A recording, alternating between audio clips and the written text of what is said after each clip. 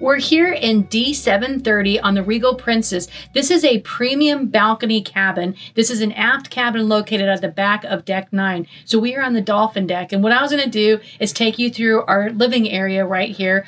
We have a pretty nice size bed. It looks like a queen size bed.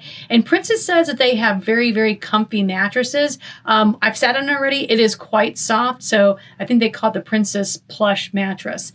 On both sides of the bed, you have 2 nightstands. But what we've noticed is there's not a lot of plugs anywhere to include on your nightstands. All right, so as you move past the bed into the cabin, you have kind of the living space of the cabin.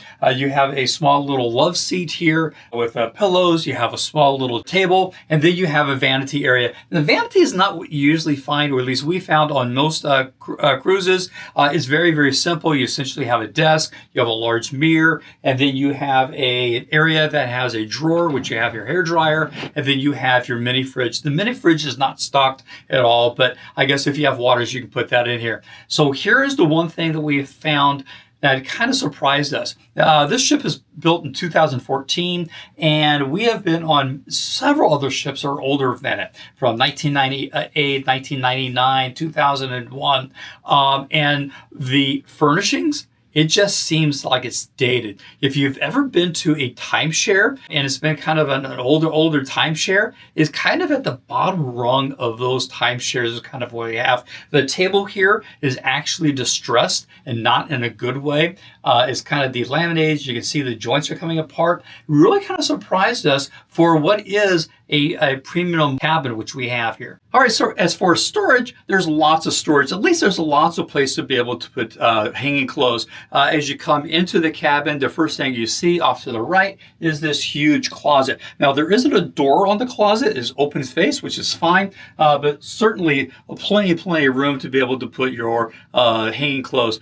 There is this one dresser here that has about 5 drawers and has a safe, and that's pretty much the only place, other than the 2 nightstands on either side, is really the only place you have for any type of folding clothes, which is fine, but we wish it would be a little bit more, especially since we're doing a 21-day transatlantic. Walking into the bathroom, you do find that there is plenty of space to put your toiletries and cosmetics, not only on top of the counter. They have glass shelves on the sides here. They also have storage underneath, so to put extra stuff that you need to. So, your swimming gear, your wet weather gear, you can put under here so things don't get wet.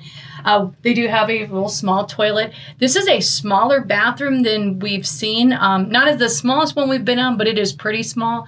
The one thing that kind of sticks out here is the shower. And again, with a lot of ships moving towards refurbishments and everything, I'm surprised to see in a premium luxury line or premium line like Princess that they still have like cloth shower curtains where they don't have that nice glass enclosures to it. Kind of makes it look, as Janet said earlier, a little bit dated. But it does have a decent sized shower and a little footstep to shave your legs and stuff like that. And it does come with complimentary toiletries from the Lotus Spa collection. All right, so Tracy and I specifically chose this cabin because it is an aft cabin.